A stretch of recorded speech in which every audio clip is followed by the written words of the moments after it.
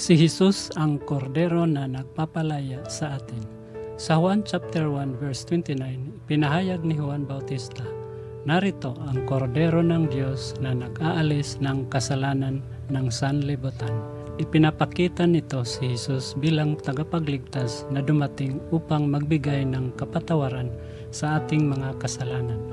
Ang kordero ng Diyos ay sumasalamin sa sistema ng sakripisyo sa lumang tipan, kung saan ang isang kordero ay iniaalay upang magtakip ng kasalanan.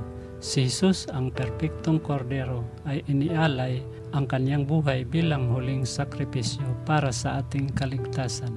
Ang sakripisyo ni Isaac sa Genesis chapter 22 ay isang paunang halimbawa ng sakripisyo ni Jesus, kung paanong ang ram ay tumayo bilang kapalit ni Isaac. Si Jesus ang tumayo bilang kapalit natin. Siya ang nagbigay ng kaligtasan mula sa kasalanan. Ang pahayag ni Juan Bautista ay nagsisilbing paalala na si Jesus ay ang kordero na nag-aalok ng kaligtasan at kalayaan mula sa kasalanan. Sa ating mga pagsubok at pagkatalo, pinaalalahanan tayo na ang sakripisyo ni Jesus ay sapat na upang makamtan ang tunay na kalayaan. Panginoon, salamat sa pagiging kordero ng Diyos na nag-aalis ng kasalanan. Salamat sa iyong sakripisyo na nagdudulot ng kaligtasan.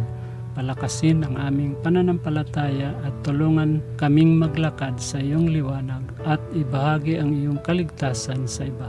Sa pangalan ni Jesus. Amen.